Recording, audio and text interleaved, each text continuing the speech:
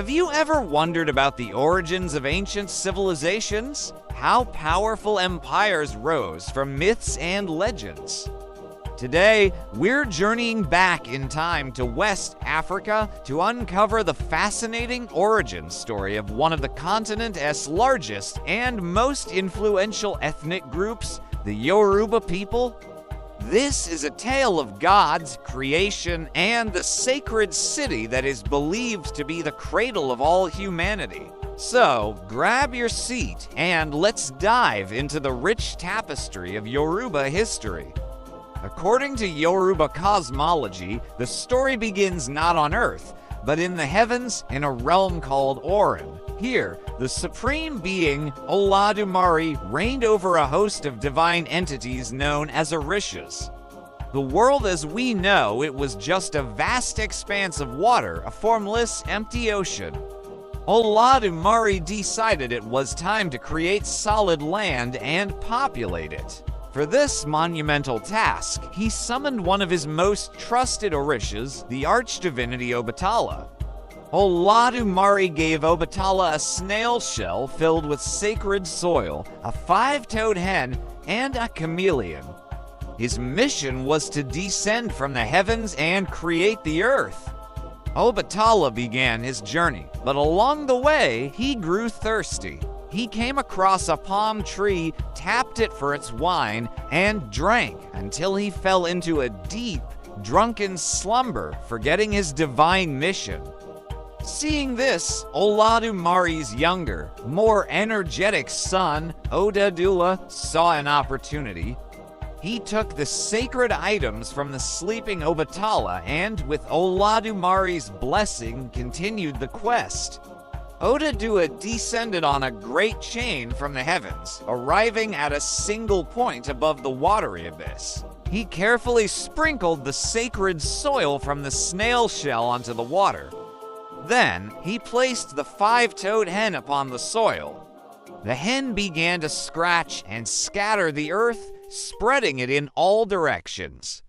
The land grew and grew, forming the continents. To test the firmness of this new creation, Oduduwa sent down the chameleon, which cautiously stepped onto the land, its color changing to match the new earth, confirming that the land was solid and ready. The very spot where Oduduwa descended and the land was first formed is known as Ile-Ife. This sacred city, located in modern-day Nigeria, is revered by the Yoruba as their ancestral home, the place where the world began. Oduduwa became the first king, or Uni, of Ile-Ife and the progenitor of the entire Yoruba race. His children and grandchildren went on to establish other great Yoruba kingdoms, spreading their culture and traditions across the region.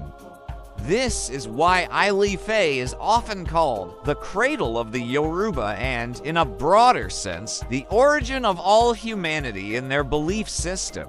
It's a place steeped in spiritual significance and historical importance, a testament to a creation story that has been passed down through countless generations.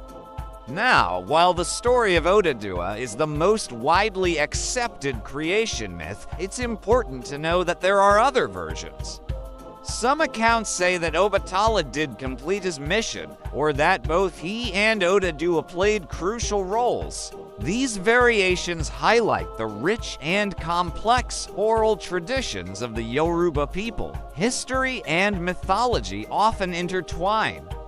Some historians suggest that Oduduwa might have been a real historical figure, a charismatic leader who migrated from the east and conquered the pre-existing populations at Ile-Ife, establishing a new dynasty. This migrant theory coexists with the divine creation story, and both are essential to understanding the Yoruba identity. Whether a god descending from the heavens or a powerful human leader, Oduduwa's legacy as the father of the Yoruba people is undisputed. The Yoruba spiritual world is as rich as its creation story. It's populated by a pantheon of gods and goddesses known as Orishas. There are said to be 401 Orishas, each representing a different aspect of nature, humanity, and the divine. Think of them as ministers to the supreme god, Olodumare, who is considered too vast and distant for direct human worship. Humans instead connect with Olodumare through these intermediaries. You have Shango, the powerful god of thunder, lightning, and justice, known for his fiery temper and love of dance. There's Yemoya, the gentle and nurturing mother of all, who rules over the oceans and is the protector of women and children. We also have Ogun, the god of iron, war, and labor. He's the patron of blacksmiths, hunters, and anyone who uses metal. He's a fierce warrior, but also a symbol of technology and progress. And, of course, we can't forget Eshu, often misunderstood as a trickster figure. Eshu is the divine messenger, the guardian of the crossroads who delivers prayers and sacrifices from humans to the Orishas and Olodumare. He represents choice, chance, and change, and without him, there would be no communication between the human and divine realms. Each Orisha has their own unique personality, symbols, colors, and rituals associated with them. Devotees form deep personal relationships with their patron Orisha, seeking guidance, protection, and blessings in their daily lives.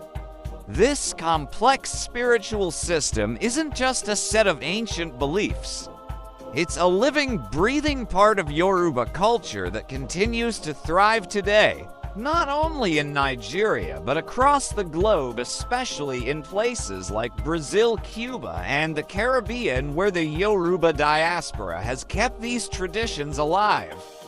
From the divine realm of Oran to the creation of Ile-Ife, and through the powerful pantheon of Orishas, the Yoruba origin story is a profound narrative of identity, faith, and connection to the cosmos. It's a story that explains not just where the Yoruba people came from, but also their worldview, their social structures, and their deep spiritual traditions. It reminds us that behind every culture lies a powerful story, a unique way of understanding our place in the universe. The legacy of Oduduwa and the Orishas continues to inspire millions, proving that these ancient tales are as relevant today as they were thousands of years ago. Thank you so much for joining me on this incredible journey into Yoruba mythology and history. I hope you found it as fascinating as I do. If you enjoyed this video and want to explore more stories from around the world, make sure to hit that like button and subscribe to the channel so you don't miss our next adventure. What part of the story did you find most interesting? Let me know in the comments below. Thanks for watching, and I'll see you in the next video.